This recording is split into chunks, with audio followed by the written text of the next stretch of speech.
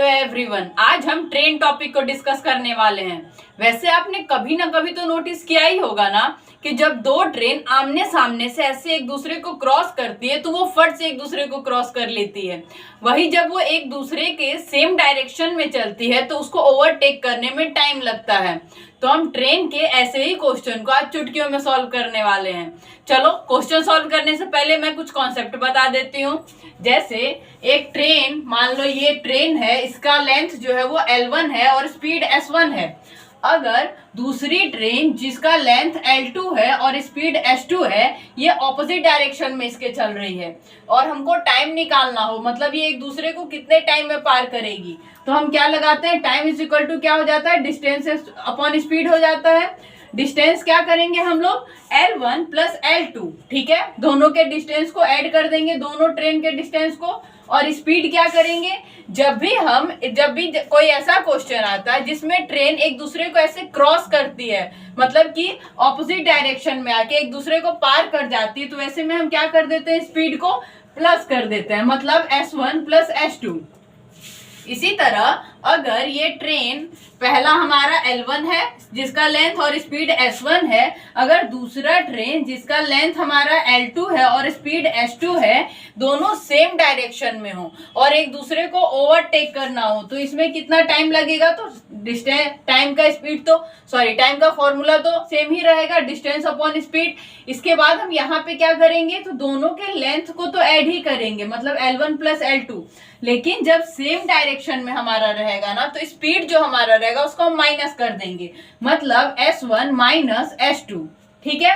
यही वाला कॉन्सेप्ट हम तब भी अप्लाई करते हैं जब कोई आदमी ट्रेन को दौड़ते हुए पार कर रहा है या चलते हुए पार कर रहा है। सपोज यहाँ पे हमने लिया एक ट्रेन है जिसका लेंथ L1 है और स्पीड S1 है। इधर से एक लड़का दौड़ रहा है, दौड़ते दौड़ते इसको पार कर रहा है, ठीक है। इसका स्पीड जो है वो S2 है और जो ट्रेन के सामने इसका लेंथ तो कुछ नहीं है, मतलब इसका लेंथ हम नेग्लेक्ट कर देंगे। तब हमारा टाइम कितना लगेगा, तो L, ट्रेन का लंबाई L अपॉन ये इस डायरेक्शन में चल रहा है, ऑपोजिट डायरेक्शन में, मतलब S1 प्लस S2।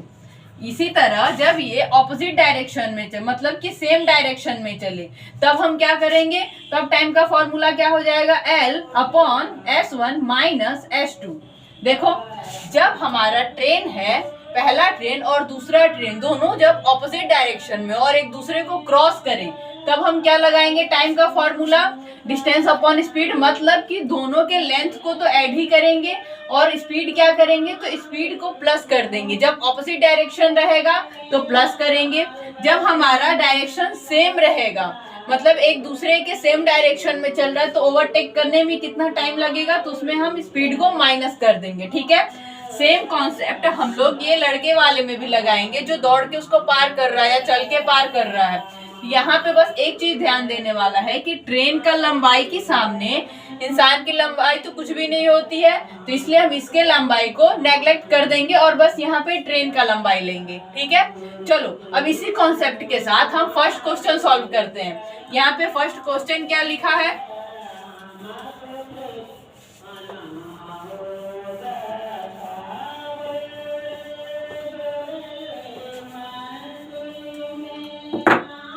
दो ट्रेन जिनका लेंथ 120 मीटर और 180 मीटर है, विपरीत दिशाओं में चल रहे हैं, 50 किलोमीटर पर आवर से और 40 किलोमीटर पर आवर से, ठीक है। तो एक दूसरे को पार करने में कितना टाइम लगेगा, मतलब कि ऑपोजिट डायरेक्शन वाला है, तो टाइम पूछ रहा है, टाइम बराबर क्या हो जाएगा, यहाँ जाएगा L1 plus L2 upon S1 plus S2।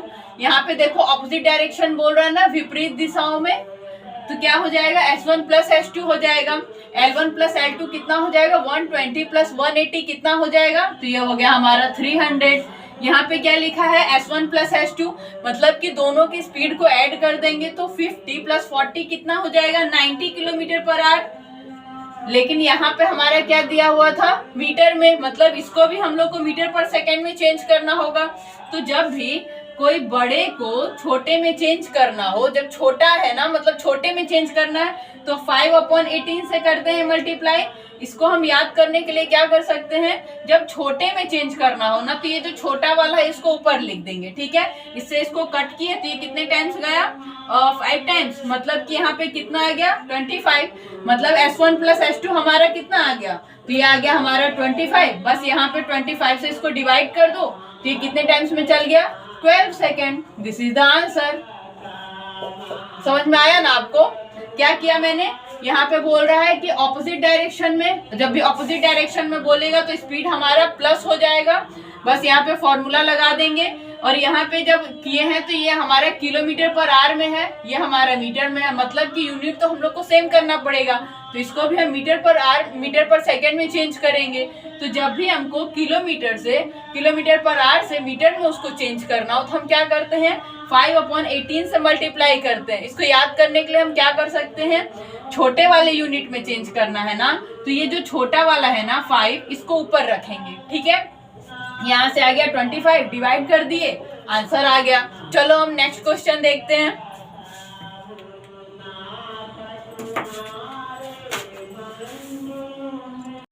देखो जैसे यहाँ पे सेकंड क्वेश्चन लिखा है, दो ट्रेन जिनकी लंबाई 250 मीटर और 200 मीटर है, एक ही दिशा में जा रहे हैं, मतलब सेम डायरेक्शन है, और उनका स्पीड कितना है, 72 किलोमीटर पर आवर और 36 किलोमीटर पर आवर। तो क्या पूछ रहा है कि टाइम कितना लगेगा उसको पार करने में। तो टोटल टाइम हमारा कैसे निकालेंगे, तो हमारा दोनों लेंथ को ऐड करेंगे, मतलब L1 प्लस L2 अपॉन, जब ये सेम डायरेक्शन में चलता है तो क्या होता है, जो हमारा स्पीड होता है वो माइनस हो जाता है। तो 72 माइनस 36 कितना हो जाएगा, 36, और ये किलोमीटर पर आवर में है ना, तो इसको हम मीटर में कैसे चेंज करेंगे, 5/18 से मल्टीप्लाई कर देंगे। इससे ये 2 टाइम्स कट गया, मतलब कितना आ गया 10। तो यहाँ पे क्या हो जाएगा, S1 माइनस S2, यहाँ पे हम क्या कर देंगे, तो ये हो जाएगा हमारा ऊपर जब दोनों को ऐड करेंगे तो 450 अपॉन S1 माइनस S2 कितना आया 10, मतलब 45 second. This is the answer. चलो हम एक और क्वेश्चन देखते हैं। देखो यहाँ नेक्स्ट क्वेश्चन क्या लिखा है, एक 300 मीटर लंबी ट्रेन 54 किलोमीटर पर आवर की गति से चल रही है, सामने से 6 किलोमीटर पर आवर की गति से उसकी ओर एक व्यक्ति दौड़ रहा है, तो वह ट्रेन उसको कितने समय में पार करेगी।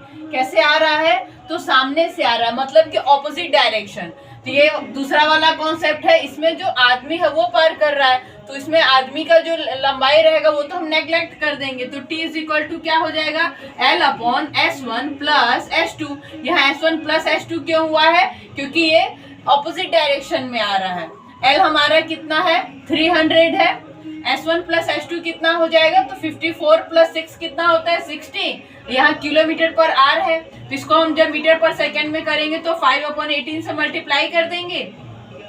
इसको हम 6 से काटेंगे, ये 10 टाइम्स, ये 3 टाइम्स, मतलब कि 50/3। तो यहाँ पे क्या हो जाएगा, इससे हम मल्टीप्लाई कर देंगे, बस इससे ये कट हो गया, ये इससे 6 टाइम कट हो गया, मतलब हमारा कितना आ गया 18 second. This is the answer. आज के लिए बस इतना ही। नेक्स्ट क्लास में हम ट्रेन के और कॉन्सेप्ट को सीखेंगे। तो अगर आपको मेरे वीडियोस अच्छे लगे हैं तो वीडियो को लाइक और शेयर करो और चैनल को सब्सक्राइब करो। Thank you, bye bye.